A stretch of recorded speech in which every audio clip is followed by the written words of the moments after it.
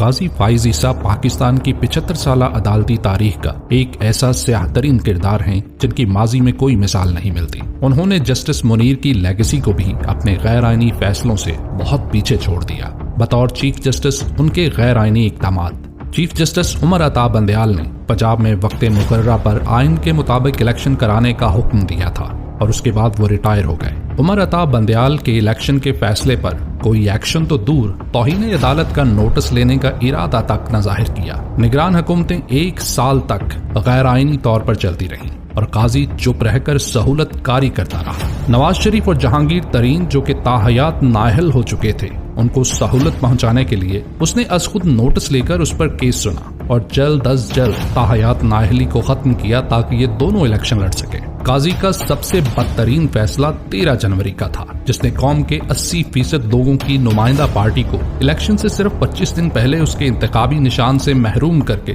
उसकी बतौर पार्टी हैसियत ही छीन ली। 13 जनवरी के फैसले ने सिर्फ पीटीआई और अवाम को ही मुश्किल में नहीं डाला, बल्कि एक ऐसे गैर आईनी और गैर मुनसिफाना निजाम की बुनियाद डाली कि आगे चल के उस एक फैसले की वजह से आज तक पीटीआई अपनी मखसूस नशिस्तों से महरूम है। अवाम ने घरों से निकलकर काजी के इस फैसले को मुकम्मल तौर पर गैर मुअस्सर कर दिया, लेकिन फिर रातों रात फॉर्म 45 के नताइज को तब्दील करके फॉर्म 47 के जरिए हारे हुए लोगों को कामयाब करवा दिया गया। और काजी ने इलेक्शन कमीशन से इस हवाले से पूछताछ करने की जरूरत समझी, न इस हवाले से दरखास्तों पर कोई फैसला किया, और हमेशा इलेक्शन कमीशन के गैर आईनी इक़दामात को तहफ़्फ़ुज़ फराहम करता रहा।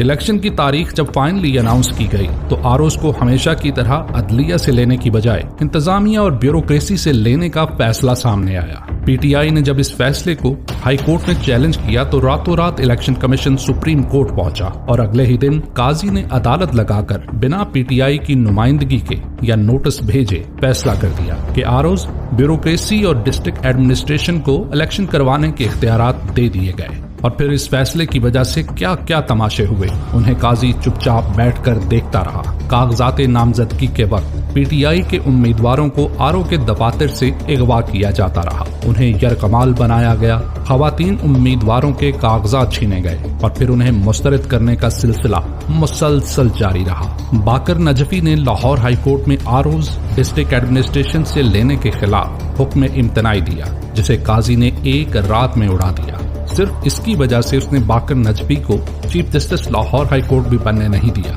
और जूनियर खातून जज को चीफ बना दिया, जबकि इससे पहले ये सीनियर को चीफ जस्टिस बनाने के हक में लिखता आ रहा था।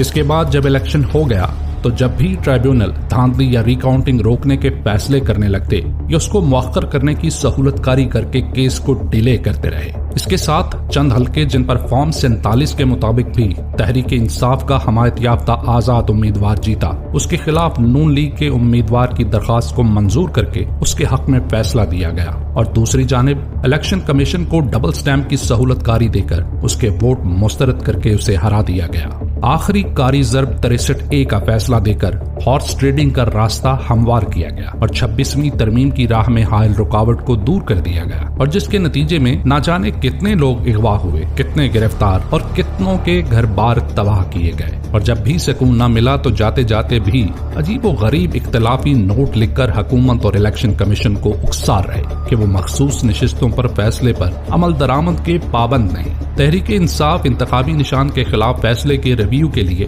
बहुत मर्तबा इस्तदा करती रही, लेकिन वो केस इल्तवा का शिकार होता रहा। उसके बाद अपना ही बनाया हुआ बेंच तोड़कर खुद की सरबराही में एक नया बेंच बनाया और अपने जाने से 1 हफ्ता पहले इस केस को समाअत के लिए मुकर्रर कर दिया, जिस पर पीटीआई के वकला ने उन पर अदम एतमाद करते हुए लार्जर बेंच बनाने की इस्तदा की। काजी ने इस इस्तदा को मुस्तरद करके दरखास्त ही खारिज कर दी। मिलिट्री कोर्ट्स के खिलाफ फैसले की नजरसानी अपनी पूरी मुद्दत में लगने नहीं दी। तहरीक इंसाफ के वर्कर हसन नयाजी आज तक मिलिट्री कस्टडी में है। इस्लामाबाद के 6 जजेस ने जब खत लिखकर काजी को शिकायत की कि इमरान खान के केसेस में उन पर मनपसंद फैसलों के लिए दबाव डाला जा रहा है, और जजेस ने जब अपने ऊपर किए जाने वाले गलत सलूक, रिश्तेदारों और जजेस के अगवा, खुफिया कैमरे घरों में लगाने और हिरासा करने की शिकायत की, तो काजी ने उस खत के हवाले से एक भी कार्रवाई की ना ही करने का इंदिया दिया और आज तक वो खत किसी एक्शन का मुंतजर है।